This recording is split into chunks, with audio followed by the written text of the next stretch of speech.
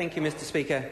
Today I want to talk very briefly about the Trans-Pacific Partnership negotiations, talks that have been underway up in Auckland. Most people think that the Trans-Pacific Partnership is about trade. In fact, very little of it is about trade. Most of it is about trying to restrict the ability of governments to make regulations. When you look at some of the issues that are on the table in the negotiations around the TPP, they are issues like restricting the ability to control foreign investment. When Australia negotiated its trade deal with the United States, it gave away the right to have any restrictions on incoming investment from the United States into Australia up to a level of 800 million Australian dollars, which effectively gutted the entire foreign investment review process for Australia for US investment. That's one of the issues that the United States has put on the table. A second issue they put on the table are our GE food labelling laws.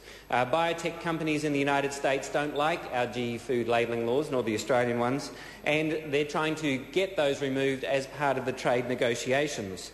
Another part, I think, of the negotiations that is critically important is the investor-state disputes mechanism.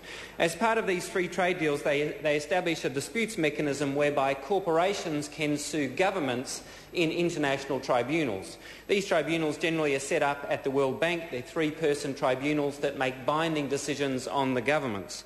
These tribunals in the past have required Canada to allow a toxic additive into its petrol. Canada tried to remove a toxic additive from its petrol but was sued by Ethel Corporation, that was the producer.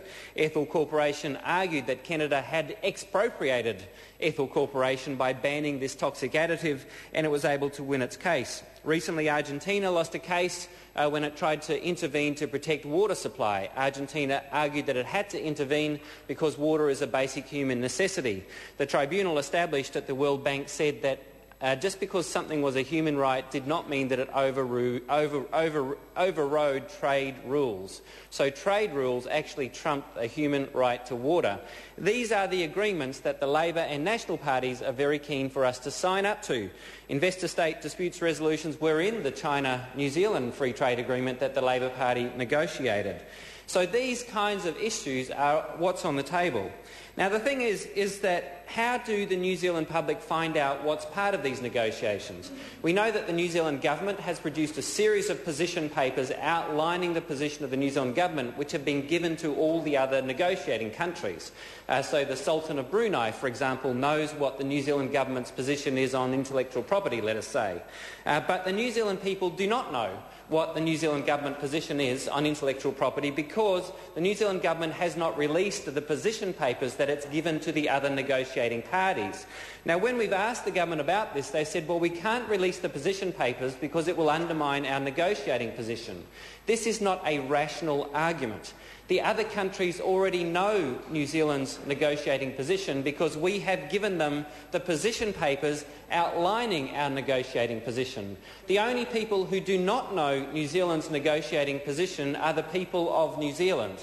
The other countries are entirely aware of our negotiating position because we have given them our position papers. This is a matter of public record that our government has presented these position papers to the other governments in the negotiations but has not publicly released these position papers. You cannot argue that it would undermine the negotiating strategy when New Zealand's position is already known to the other negotiating parties. How can it be right that the New Zealand public are not told what New Zealand is telling the other governments in these negotiations? There needs to be greater transparency so that we, the public, members of this parliament even, have a right to see what New Zealand is telling the other parties to the negotiation. Now, this is actually I would argue the reason that the New Zealand public aren't being told is because what the New Zealand government is offering would be very unpopular. If the New Zealand government offers to establish investor-state disputes mechanisms whereby other countries can sue us, other corporations rather can sue our government in international tribunals, this would be very unpopular amongst the New Zealand public. If the New Zealand government was offering to get rid of our GE food labelling laws, this would be very unpopular. If the New Zealand government was offering to get rid of our investment rules, this would be very unpopular. That is why they're not releasing the position papers to the New Zealand public. They should. These negotiations need transparency. Chester Borrows. How comfortable it must be on the other side of the